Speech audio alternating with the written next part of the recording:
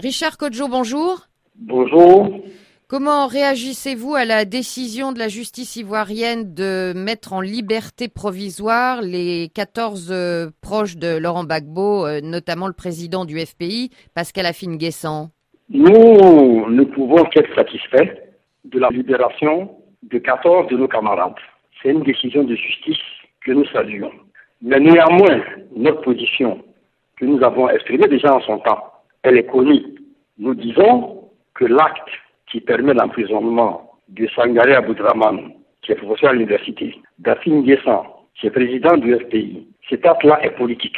Il aurait donc fallu un autre acte politique pour libérer tous les prisonniers politiques.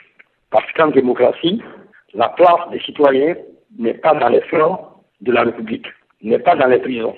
C'est pour ça qu'en son temps, nous avons dit qu'il était nécessaire que les gouvernants prennent un acte politique pour libérer les prisonniers politiques, ce qui permettait de s'engager pleinement dans la voie de la réconciliation. C'est un geste qui, à vos yeux, n'apparaît pas donc suffisant? Cet acte est très utile. C'est pour ça que nous l'avons salué. Mais du point de vue de nos rapports avec les gouvernants, c'est insuffisant.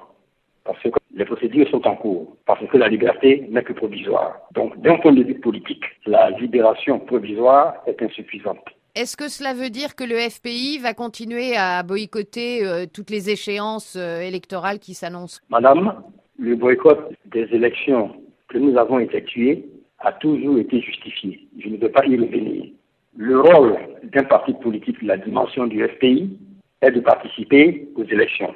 Encore faut-il que les conditions soient créées pour que le vote soit crédible. Donc, cette libération n'est pas un acte suffisant pour que nous puissions juger de notre participation ou non à de futures élections. Au demeurant, le président du FPI, Miaka Ureto, a déjà annoncé il y a plusieurs mois que le FPI participera aux élections présidentielles. Donc, je pense que c'est la réponse à votre question. Alors, vous n'y voyez pas une mesure d'apaisement, mais le gouvernement, lui, voit dans cette décision de la justice une mesure qui faciliterait la réconciliation. Oui, madame, c'est une mesure d'apaisement, c'est évident. Mais ce que je vous dis, c'est que c'est insuffisant. Dans une démocratie, quand on installe à coup de bombe un monsieur pour venir instaurer la démocratie, ce n'est pas un emprisonnement à tour de bras des citoyens qui permet à cette démocratie-là de suivre son cours. Vous voudriez que les charges soient abandonnées? Mais les charges, elles sont farfelues. Sangaré Aboudraman, professeur à l'université, a-t-il attaqué une banque? A-t-il violé une fille? A-t-il détroussé des citoyens? Non.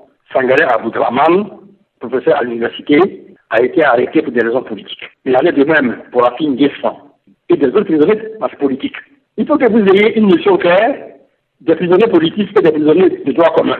Si vous estimez que la Côte d'Ivoire est une démocratie, il ne devrait pas y avoir de prisonniers politiques. Mais est-ce que parmi ces personnalités pro-Gbagbo arrêtées, il n'y en a pas qui sont impliquées dans les violences post-électorales? En tout cas, en tant que secrétaire général du FPI, je peux vous affirmer que tous les militants et sympathisants du FPI qui ont été arrêtés ne sont pas des militaires. Mais on n'a pas besoin d'être militaire pour inciter à des violences, pour contester les élections. Ceux qui ont incité à la violence sont d'abord ceux qui ont attaqué la République le 19 septembre 2002, qui ont institué une rébellion qui a été protégée par la France et plus tard par l'ONU. Donc ceux qui ont institué la violence en Côte d'Ivoire sont connus et identifiés. Est-ce que cette libération des 14 pourrait inciter ceux qui sont en exil au Ghana à rentrer? Écoutez, il faut les interroger. Ils ne semblent pas connaître la nature du régime qui nous gouverne. Apparemment, vous avez en Côte d'Ivoire un régime dictatorial qui emprisonne à tour de bras les citoyens. Comme ces soutiens sont connus, nous souhaitons que ces soutiens-là fassent pression pour que les standards démocratiques pour lesquels on l'a installé soient en fin de compte appliqués en Côte d'Ivoire. Au gouvernement, nous lançons un appel à la libération sans condition de tous les prisonniers politiques. C'est la voie qui s'offre à eux. Richard Kodjo, je vous remercie. C'est moi qui vous remercie, madame.